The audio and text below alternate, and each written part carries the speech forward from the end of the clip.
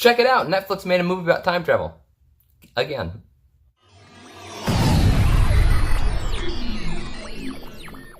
See You Yesterday is a 2019 Netflix film about a young woman who creates time travel with the help of her friend Sebastian. When her brother dies due to the miscarriage of justice, she plans to use the time machines to alter the event to save her brother's life. And that's when she discovers the true ultimatum of time travel, that all actions have consequences.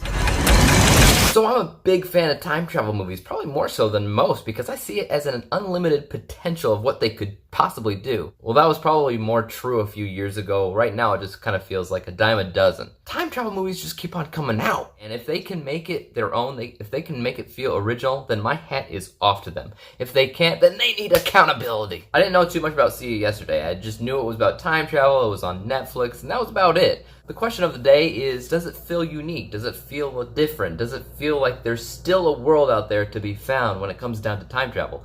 Or does it just feel like the same old thing?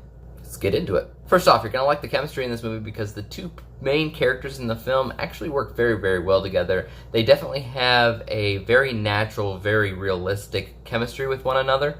However, I didn't really care too much about the acting. I didn't really sense great acting out of this movie, and that could be because of production quality. It could be because of a bad script. It could just be because it felt cheaper than it is, and whenever you have production problems like that, sometimes you run into looking bad when it comes down to the acting, but I can't tell specifically if that was the problem or not. All I know is that my first impressions of the film was that the acting was subpar, that it just wasn't ever getting to me. You're gonna remember the movie for the subtext. You're gonna remember it for the social commentary that I'm gonna talk about in a second. You're not gonna remember the people so much.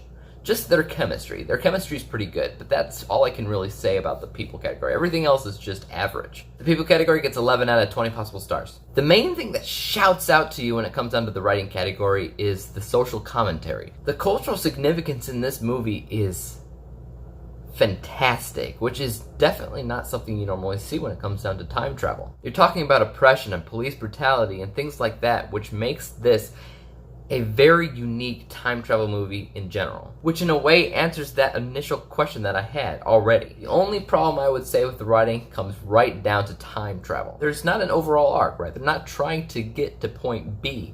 They're just trying to do one thing and then the next, because every time they do something, they change something, and then they have to fix that something, and then they change something else, and then they have to fix that. So it's one thing after the next, but there's no grand plan. I typically look for grand plans because whenever you have a movie where you are just doing one thing and then next and then fixing that thing and then doing something else, it's not really going anywhere, right? It's not going towards an eventual ending. And when it's not trying to get to an eventual ending, there's a very good chance that the movie won't have an ending.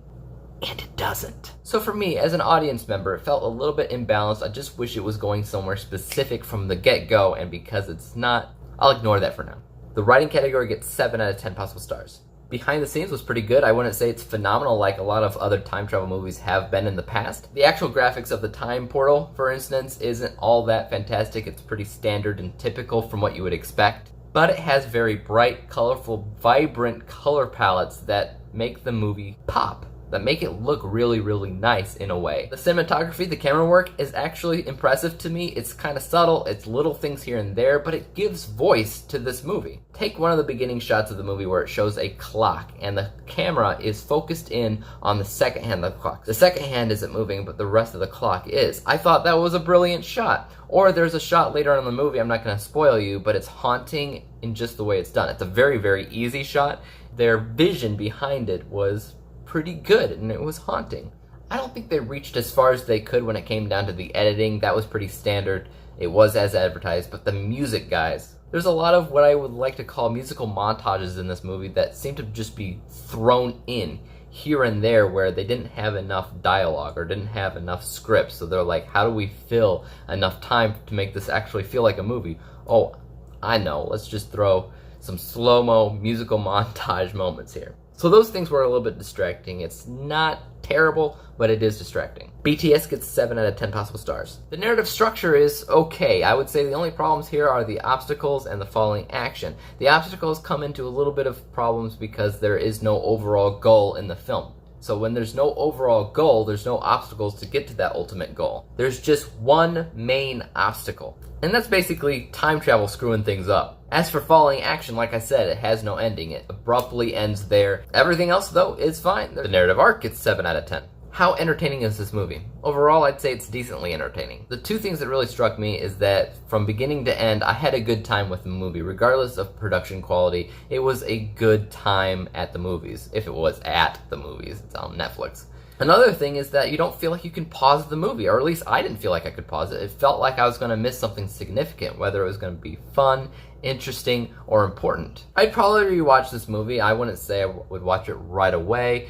If a friend pops it in, I'll check it out, but I'm not going to go seek it out immediately, and I'm not going to buy it or own it, but I do think that there are things in it that are discussion worthy, so there is that. Entertainment category gets 6 out of 10 possible stars. Specialty category, what do you expect to find out of See You Yesterday? First and foremost, it's a time travel movie. Where does this compare to all the other time travel movies? I'll be honest, I love the cultural significance of the movie and how it relates to time travel. I love it. However, their use of time travel is not all that original, and we've seen that basic idea a bunch of times before. 5 out of 10.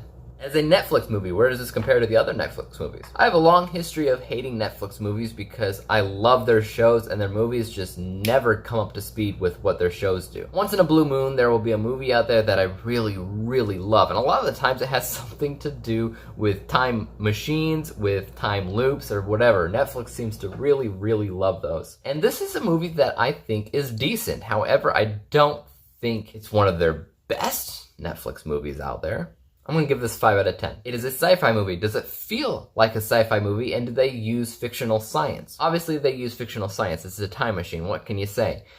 But this science fiction element, which with this cultural perspective, is something that we haven't really seen before, and I'm kind of digging it. So I'm going to give this 10 out of 10. Halfway decent. Did they make the movie they intended to make from the get-go? From this, I'm going to say, yeah, I don't think there's anything in this movie that feels like they did it wrong or they hit the wrong target audience or anything like that. I think they did it exactly as they wanted to do, and they struck all the right chords. 10 out of 10 possible stars. The specialty category gets 30 out of 40 possible stars. If we add up all those points, we get 68 out of 100 possible stars. 68%. And now, time for TLDR.